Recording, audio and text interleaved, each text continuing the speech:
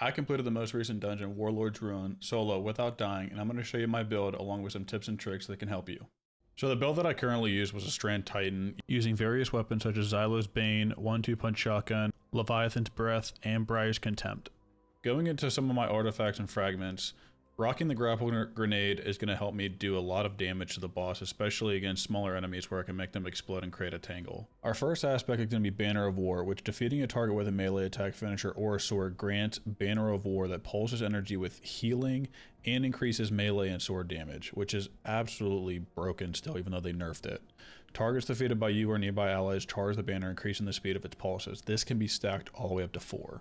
Next we have Into the Fray, which destroying a tangle or casting your super grants Woven Mail. So Woven Mail is going to be a huge damage resistance that you constantly have up to 10 seconds and keep charging it on different aspects and fragments that you have. The first fragment that I run is Thread of Warding, which picking up an orb of power grants Woven Mail. Next I have Thread of Fury, damaging targets with a tangle grants melee energy. Next we have Thread of Generation, dealing damage generates grenade energy, so constantly having grenade energy for that grapple damage is going to be huge. Then we have Thread of Transmutation, while you have Woven Mail, Weapon Final Blows create a tangle, so constantly creating those tangles is going to be key for this build.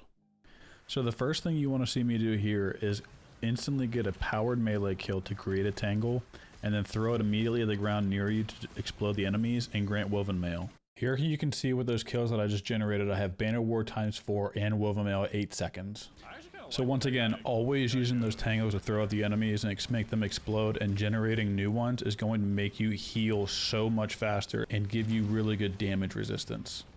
Next comes using the grapple to generate a lot of damage so that we can defeat these heavy bosses like these chieftains here to get these scoring little elements with circles to generate a little bit quicker. So once you defeat Locust of Wailing Grief, then you move on to the final boss where you really need to maximize all the tangles and skills you've built up so that you can survive this final battle.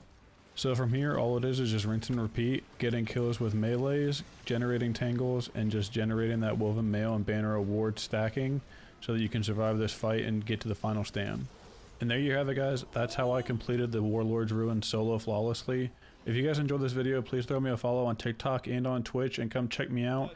And I'll also post the full video in the description below.